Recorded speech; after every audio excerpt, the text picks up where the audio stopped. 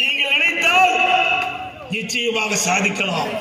அந்த சாதிக்கக்கூடிய சக்தி இங்கே அமர்ந்திருக்கக்கூடிய நிர்வாகிகள் இருக்கின்றது. ஏனென்றால் உங்களை போல அங்கே அமர்ந்து இங்கே பேசிக் கொண்டிருக்கின்றேன். அங்கே இருக்கின்றது என்ன பலம் இருக்கின்றது என்று எனக்கு நன்றாக தெரியும். ஒரு கட்டடத்திற்கு அஸ்திவாரம் எப்படியோ அப்படி ஒரு இயக்கத்திற்கு அடிமட்ட நிர்வாகிகள் முக்கியம். அந்த அடிமட்ட நிர்வாகிகளை கொண்ட ஒரே இயக்கம் அனைத்து இந்திய அண்ணா திராவிட முன்னேற்ற கழக இயக்கம்.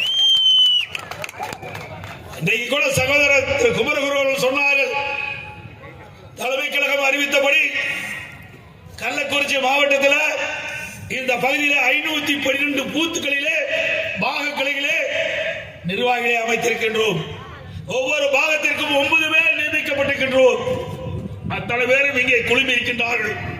தமிழகத்திலே முதலாக கள்ளக்குறிச்சி மாவட்டத்திலே சங்கராபுரம் சட்டமன்ற தொகுதியிலே நம்முடைய சின்ன சேலத்திலே தான் இந்த கூட்டம் முதலிலே தொடங்கப்பட்டிருக்கின்றது.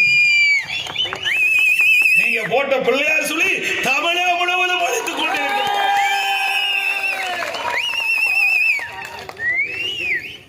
இந்த 9 பேரும் நடைபெறுகின்ற 2026 சட்டமன்ற தேர்தலிலே இன்றைக்கு தேனீக்களை போல எறும்புகளை போல சுறுசுறுப்பாக செயல்பட்டு நமக்கு கிடைக்க வேண்டிய வாக்குகளை சிந்தாமல் சிதறாமல் தங்களுக்கு ஒதுக்கப்பட்ட கிளைகளை செயல்பட்டு அந்த பூத்துக்களிலே நம்முடைய வேட்பாளர்களுக்கு ஆதரவாக செயல்பட்டு நமக்கு கிடைக்க வேண்டிய வாக்குகளை பதிவு செய்ய வேண்டும். அதுதான் உங்களுடைய பணி. இன்னொன்று, இப்பொழுது 9 பேர் கிளைகளை அமைத்து விட்டோம். அங்கே இருக்கின்ற கிளைக்கழக செயலாளர் இருக்கின்றார். அவர்தான் நம்மை எல்லாம் உருவாக்கினார்.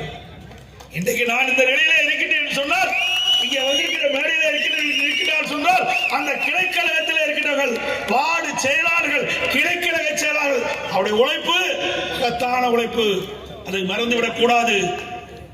சில இடத்திலே அவர்கள் எண்ணுகிறார்கள், ஆகவே நம்மை விட்டு விட்டார்களே அப்படி என்று நினைக்க வேண்டாம். நீங்க தான் இந்த பாகக்கிளை பொறுப்பாளர்களுக்கு வழிகாட்டி என்பதை நீங்கள் உணர வேண்டும். வாழையடி வாழையாக வளர வேண்டும். அம்மாவும் சட்டமன்றத்தில் அழகாக தெரிவித்தார்கள், எனக்கு பின்னாலும் கழகம் 100 ஆண்டு காலம் தொடரும் என்று சொன்னார்கள். அப்படி கழகம் தொடர வேண்டும் என்று சொன்னால் நம்முடைய மூத்த உறுப்பினர்கள் இளையவர்களுக்கு வழிகாட்ட வேண்டும், வழிவிட வேண்டும் என்று அன்போடு கேட்டுக்கொள்கிறேன். உங்களை